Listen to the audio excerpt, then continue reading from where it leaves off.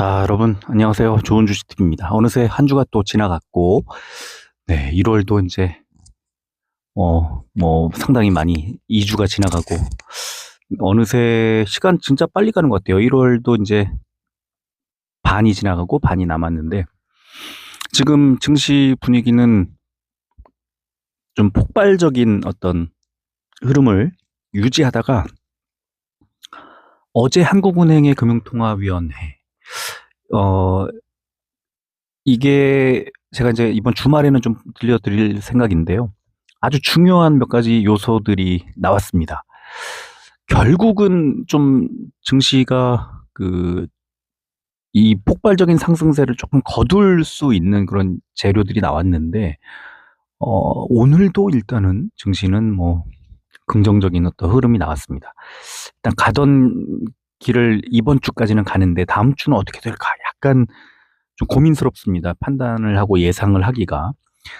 어, 금리 인하에 대한, 추가 금리 인하에 대한 부분을 아예 명확하게 지워버렸습니다. 그러니까 금리를 이제 곧바로 인상하지는 못하거든요. 이 금리라는 것이 그렇게 확 피벗을 할 수 있는 그런 건 아니고, 이 돈의 흐름이라는 게 금리를 인하를 결정하고 인상을 결정하면 그 인하의 효과, 인상의 효과가 언제쯤 발현이 될지 느긋하게 지켜봐야 합니다. 그 데이터를 수립할 때. 그래서 결국에 금리를 인하한 뒤에 경기 부양의 효과가 나타나고 그게 과열 양상으로 이어질 때까지 지켜보는, 동결을 하는 그런 구간을 거칩니다. 지금이 이제 딱 그런 구간인데, 여기에서 지나치게 이제 물가가, 왜냐면 유동성이 시장에 많이 풀리니까 물가가 올라가고 이제 이런 부정적인 어떤 영향이 벌어지면 이걸 잡기 위해서 이제 금리 인상 카드를 만지작 거립니다. 그때 실제로 곧바로 금리를 인상하지 않고 금리 인하를 줄일 거예요. 금리 인하를 안 할 거예요.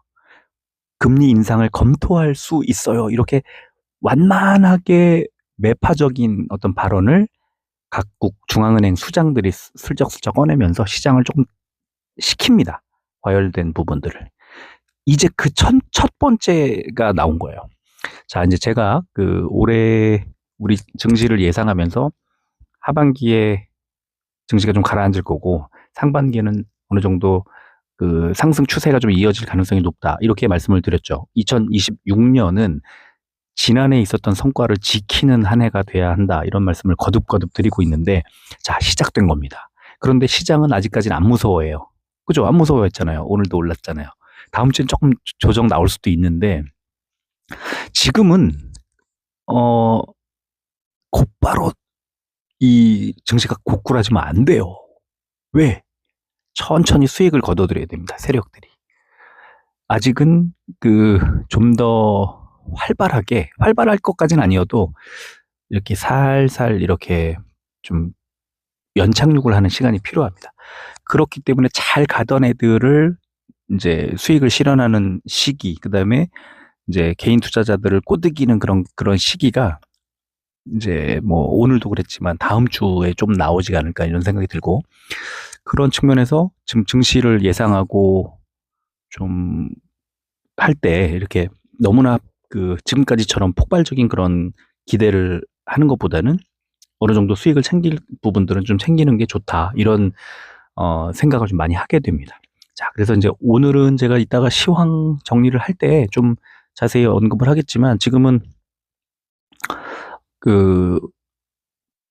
신청해 주신 5종목을 일단 말씀을 드리면서 좀 간단하게 말씀드리고 이제 이따가 시황 정리하면서 좀 언급을 하도록 하겠습니다. 특히 이제 어젯밤에 느닷없이 댓글로 이제 써주신 그래서 이제 댓글로 뭐 주고받고 하는 것들은 저는 원래 그렇게 하지도 않거니와 또 뭐 프라이버시도 있는 거고, 여러 가지로 이제, 그래서 이제, 뭐 그렇다고 또 메신저를 연결할 수 있는 단계까지는 아니고, 그래서 어쩔 수 없이 이제 오늘 방송을 통해서 이제 이 분석을 해드릴 수밖에 없는데, 제가 그동안에 수년간 절대 하지 마시라고 했던 몇 가지, 미수 쓰지 마라, 인버스 종목 거들떠 보지 마라라고 했던 것이 인버스도 그냥 인버스가 아니라 곧버스, 예, 2배 추정하는 곧버스를 가지고 이 불장에 엄청난 손실을 입으셨다고 하는 그런 어떤 댓글을 만나서 이제 오늘 이 분석을 해드리게 됐는데요. 네. 깜깜합니다. 앞이 캄캄한 그런 상황인데, 그래도 지금은, 조금 이제 그동안처럼 막 불장이 펼쳐지진 않을 건데, 어쨌든 대응하는 것과 그 다음에 주의해야 할 것들을 좀 중심으로 해서 언급을 해드리도록 하겠습니다. 자, 제일 먼저, 로보티즈부터 말씀을 드리도록 하겠습니다. 로보티즈, 요 최근에 가장 많이 듣는 얘기가 로봇 난리인데 로보티즈만 왜 이래? 로보티즈가 그동안에 많이 올랐기도 하고요. 자칫 지금 로보티즈가 실적을 동반하면서 실적의 기대감을 충족시켜주고 있지 않고 아직은 기대감에 올라가고 있기 때문에 좀 불안한 겁니다. 그죠? 누가 불안해하고 있습니까? 수급을 보면 외국인이죠. 또 기관도 마찬가지입니다. 최근에 계속 사고 있지만 기관도 연기금과 사모펀드 중심으로 해서 계속해서 나오고 있습니다. 이 불안한 심리를 개인들이 작년을 생각하면서 추억에 계속 매집을 해주고 있는데 못 가고 있는 거예요. 그러니까 제가 계속 말씀드리지만 언젠가 잘 가겠지, 장기로 갈 거야 라고 할 필요가 전혀 없습니다. 뭐 더 빠질 수도 있고 다른 종목들 엄청나게 잘 가고 있는 애들, 그래서 차라리 그럴 바엔 그 로봇 ETF 사는 게 더 낫다고 말씀을 드리는 건데, 어쨌거나 이 로보티즈는 지금 그냥 딱 봤을 때 얘는 로봇 지금 그 로봇이라는 가장 뜨겁게 달아오르고 있는 산업 내에서 전혀 한가운데 중심에 관심을 받지 못하고 있다. 전혀 이 로봇주가 아니다 이렇게 생각하셔도 될 것 같아요. 자, 일봉을 보겠습니다. 초록색 60일선 부근에서 이제 바닥을 잡고 올라갔다가 21선 부근에 다시 또 밀려 내려오는, 강하지 못한데 저점을 잡긴 잡았지만 제가 말씀드리잖아요. 더 안 빠지는 것과 이제 여기서부터 올라갈 것이냐를 보는 거는 좀 다른 문제다. 지금 선을 그어놨는데 매물대 바뀌는 자리입니다. 25만 4천 원짜리고요. 지금 26만 원 정도 왔다 갔다 하고 있는데 25만 4천 원 정도가 바닥. 그래서 25만 4천 원을 지지하는 것이 확인되면 그때는 매수해도 되지만 굳이 로보티즈를 무리해서 매수할 필요 없이 그럴 바에는 ETF 또는 다른 로봇들, 아까 이제 제가 텔레그램에다가 한 몇 가지 종목, 5가지인가 6가지 매수하는 이런 종목을, 로봇주 중에서는 이런 조건을 갖춘 종목들을 매수하세요라고 말씀드렸던 그런 종목들을 찾아서 오늘 매수하시면 좋을 것 같고, 실제로 오늘 뭐 한 3분, 4분 정도가 괜찮은 자리 찾아가지고 매수를 하셨고, 저점에서 뭐 오늘까지 조정 나왔다가 또 대체로 반등이 나서 한 2, 3% 정도씩은 또 반등을 하면서 또 마무리를 하는 모습이 나와가지고요. 저는 그런 상황이 또 괜찮을 것 같고, 로보티즈가 지금 다시 한번 곧바로 반등이 나올 수도 있지만 시장이 좀 주춤한다면 로보티즈는 로봇주 중에서도 또 다시 한번 하락을 이어갈 수도 있고, 그래서 지금은 뭐 전체적인 이 코스닥 시장 전체적인 흐름을 좀 잘 살펴볼 필요가 있겠다라는 말씀을 드리고요. 두 번째 종목 ABL 바이오도 역시나 외국인의 매도가 세게 나오면서 오늘 주가가 크게 가지 못했습니다. 오늘은 그냥 알테오젠이 조단위의 기술 이전 얘기를 언급을 하면서 이제 선반영을 어느 정도 했고요. 이 지난번 사례를 봤을 때는 한 14, 5% 정도가 올라가는 게 정상이라고 보면, 그때 그런 관행 그게 이어진다고 보면 오늘 한 10% 안팎의 상승이 알테오젠이 나왔기 때문에 추가 4, 5% 정도 나오면 이제 저는 수익 실현하자고 말씀을 드렸는데, 그러다 보니까 ABL 바이오라든가 이런 종목들도 어쨌든 기술 이전을 해서 먹고 사는 그게 주업인 플랫폼 종목이다 보니까 그런 기대감을 같이 안고 이제 주가가 좀 올라왔습니다. 자, 일봉을 보면 그러나 뭐 아주 뚜렷하게 상승 추세가 쫙 만들어진 건 아니고요. 지금 보면은 바닥은 뭐 17만 7천 원 정도가 선명하게 보이고, 또 19만 6천 원대 지금 현재 구간 자리가 저항을 받는 자리일 수도 있고, 여길 돌파하게 되면은 또 지지선으로 바뀔 수도 있어서 정확하게 그냥 매물대 경계 지점, 매수와 매도가 치열하게 맞부딪히는 매물대 경계 지점까지 올려놓고 다음 주를 지켜보자, 이런 느낌으로 지금 주가가 움직인 겁니다. 네, 그래서 바이오 종목들 뭐 오늘 전체적으로 다 같이 좋았지만 뭐 알테오젠 때문에 벌어진 일이기 때문에 알테오젠 이외의 종목들은 상대적으로 좀 약할 수밖에 없는 그런 흐름이었죠. 자, 세 번째 종목 볼까요? 타이거, 코스닥 150, 바이오테크. 코스닥 150 안에 있는 바이오 종목들을 싹 모아놨습니다. 29 종목으로 구성되어 있고요. 알테오젠이 제일 비중이 높고 ABL 바이오, H7B, 펩트론, 리가캠, 삼천당, D&D 파마텍, 파마리서치 이런 종목들이 쭉 있습니다. 그러나 대체로 이제 빅한 뭐 몇 종목 정도라고 봐야 될까요? 한 5종목 정도? 6종목 정도? 예, 그 정도인데 좋은 흐름이 나왔기 때문에 오늘 3% 넘게 오른 거고요. 수급을 보면 얘는 외국인이 사고 있습니다. 많이 사진 않았죠. 그러나 어쨌든 32만 주 넘게 매수가 들어오면서 네, 괜찮은 흐름 만들어졌고 이 종목은 하루 정도는 다음 주 초반 하루 정도는 더 갈 수 있다고 봅니다. 그래서 일단은 좀 가져가는 그 홀딩하는 전략이 좋을 것 같고요. 자, 일봉을 보면 기가 막히죠. 일단 상승 추세가 깨지지 않고 있는 상황에서 오늘 아래 지점이 저점이 이제 121선 가까이까지 내려오면서 양봉을 만들어냈죠. 좋은 자리였어요. 그래서 이 초록색 61선 밑으로 빠졌을 때 오히려 매수 관점으로 잠깐 지켜보는 것이 더 어땠을까라는 생각이 들고요. 121선 가까이까지 좀 더 밀리면 샀으면 더 좋았을 테지만 알테오젠이 중간에 굉장히 좋은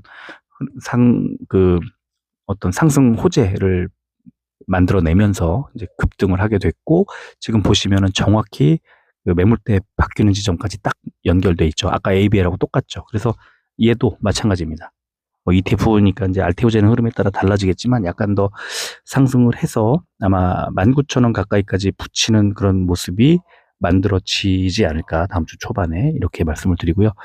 지금 보면은 오늘 이 종목이 포함하고 있는 종목들이 2.84% 올랐는데 실제 주가는 3% 넘게 올랐죠. 그런데 괴리율은 아직도 마이너스 0.08.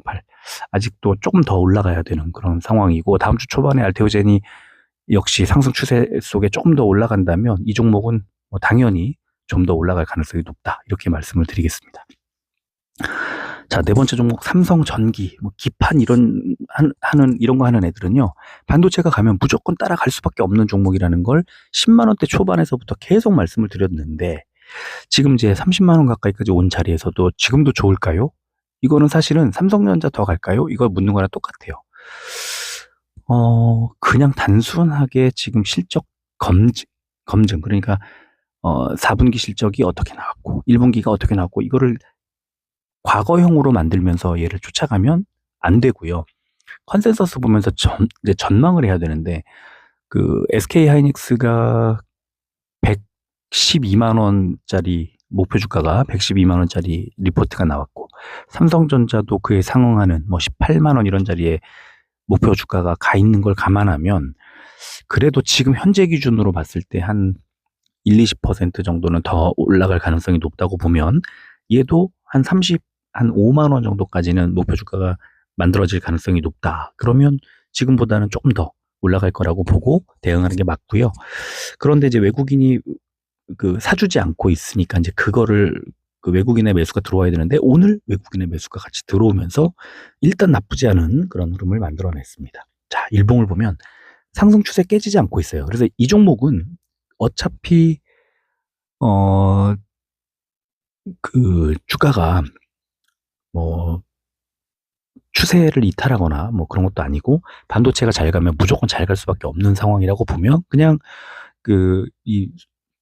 제가 가장 좀 신뢰하는 보조 지표이기도 하고 또 사이클이 아주 빠르게 돌아오는 그래서 뭐 정확도도 괜찮고 안정성도 높은 이 스토캐스틱 슬로우 같은 보조 지표를 보면 지난 1년간 5번의 낙폭 과대 구간에서 골든 크로스 만드는 자리 이런 자리들에서 매수를 하고 그리고 데드 크로스 과열 구간에서 데드 크로스 나올 때 비중을 조금 줄이고 이런 전략이라면 최근에 11월에 61선, 그 다음에 12월에 21선 이런 자리들이 좋은 매수 자리였다. 근데 지금은 다시 이제 과열 구간으로 접어드는 구간이잖아요.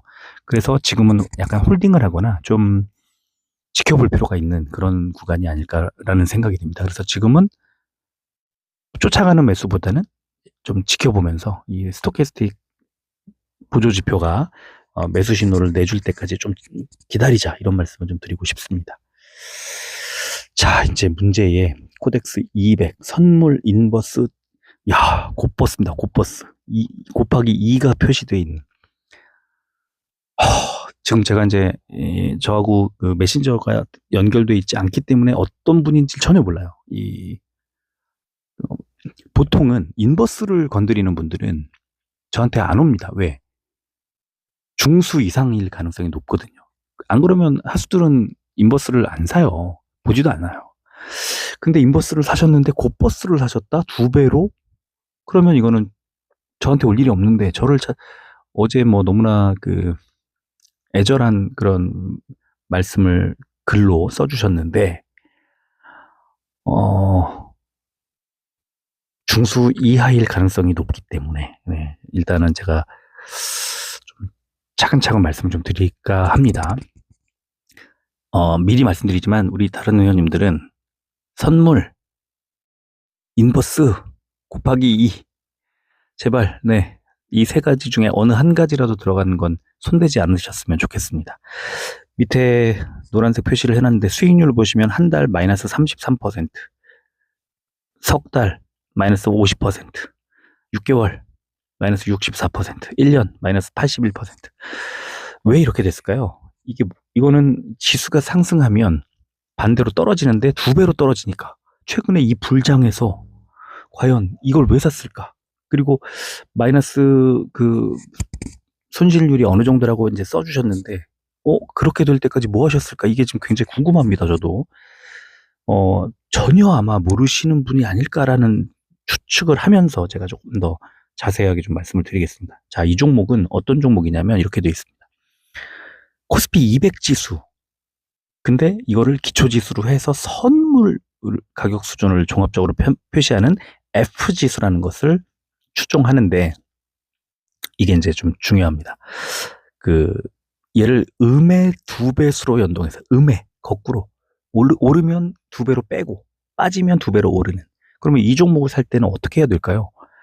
주가가 매우 안 좋을 것으로 예상이 될 때 사야 2배로 수익을 내는 그런 구조인데, 코스피 5천을 외치고 지금 최근에 계속 6천을 간다는 둥 이루고 있는데, 이거를 산다는 거는 일반적으로 상식적인 수준에서는 이해를 할 수 없는 그런 상황입니다. 그죠? 이 종목이 당연하게도 코덱스 200을 추종한다고 했으니까 코덱스 200이 뭘 담고 있는지를 한번 보겠습니다. 삼성전자, SK하이닉스, 이 두 종목이 28.84%, 17.98%. 왜 이렇게 많을까요? 얘네가 지금 현재 우리 코스피에서 차지하고 있는 실제 비중이 이만큼이 되는 겁니다. 그래서 그 비중만큼 들어가 있는 거고요. 현대차, 한화에어로스페이스, KB금융 등등으로 쭉 돼 있고, 구성 종목이 200 한 종목으로 이제 이렇게 돼 있습니다. 그러면 코덱스 200이라는 것이 코스피 200을 추종하는 것, 알 수가 있고, 주요 종목들이 이렇게 나와 있습니다. 결국은 코스피가 그냥 잘 가면 이 종목은 사면 안 되는 거고, 코스피가 고꾸라질 때 사야 최고의 성과를 낼 수 있는 그런 종목인데, 하필 엄청난 불장에서 이거를, 그리고 제가 이해가 안 되는 건 엄청난 불장에서 왜 샀는지, 그리고 빠지는데 왜 계속해서 들고 있는지, 이 두 가지입니다. 첫날 빠졌다 그러면 던졌으면 되는데, 그리고 한 2번 빠졌다 그러면 던졌으면 되는데, 이거는 뭐냐면요, 아예 매매의 원칙이 전혀 서 있지 않은 분일 가능성이 높다는 겁니다. 이 고버스를 들고 마이너스 수익률을 뭐 50%, 60%씩 이렇게 낸다는 건 아예 시장에 대한 기초적인 이해가 아마 없으실 것 같고, 매매 원칙이라는 걸 전혀 세워놓지 않으신 분이기 때문에, 이 두 가지가 다 결부되어 있기 때문에 이런 결과가 나왔다, 이렇게 말씀을 드리고요. 자, 이 종목 일봉이 이렇게 나옵니다. 4월에 2740 뭐 얼마까지 갔다가 지금 440 얼마까지 떨어졌으니까 47에 28, 7분의 1로 뚝 떨어져 있는 상황입니다. 그러면은 마이너스 80 몇 % 정도의 지금 손실을 이제 입고 계실 텐데, 그 정도까지는 아니니까 아마 거기서부터는 4월에 사신 건 아닌 것 같고, 아마도 제가 볼 때는 한 8월, 7, 8월 정도에 매수를 하시지 않았을까? 그리고 팔지 못하고 좀 들고 있지 않을까? 그 정도 손실이면 아마 7, 8월 정도, 6, 7, 8월 정도에 매수하셨을 것 같습니다. 자, 그러면 이 인버스가 좀 이렇게 되면 실제로 코스피는 어떻게 됐을까? 코덱스 200 아까 추종한다고 하는 코덱스 200 일봉을 보면 같은 기간에 4월에 3만 200원에서 7만 1,000원으로 2배 넘게 올랐습니다. 그죠? 그러면 엄청나죠, 지금. 네. 지금 이런 주가가 이런 상황으로 올라가는데 그냥 일반 레버리지를 샀으면 여기에서 2배. 그러니까 실제로 100% 넘게 올랐을 때 레버리지 샀으면 200% 넘는 수익을 냈을 텐데 오히려 레버리지를 안 사고 인버스 2배 추종 ETF를 샀다는 건 이거는 좀 이해하기 어려운 구간입니다. 자, 수급을 볼까요? 자, 그런데 최근에 외국인 이제 매수가 들어오고 있고 오늘 800 몇만 주를 매수했습니다. 기관도 엄청나게 매수를 했습니다. 그래서 이게 지금 주가는 많이 이제 빠져 있는 상황이지만 외국인과 기관의 매수가 지금 양쪽에 들어왔고 금융투자가 오랜만에 매수했습니다. 자, 뭐냐면요. 이제 조정을 할 만한 자리까지 왔다는 거예요. 시장 분위기가. 뭐 때문에 그랬을까요? 한국은행의 금융통화위원회 아까 말씀드렸던 것처럼 금리 방향이 더 이상 증시에 친화적인 방향으로 흘러가지 않겠구나 하고 나왔기 때문에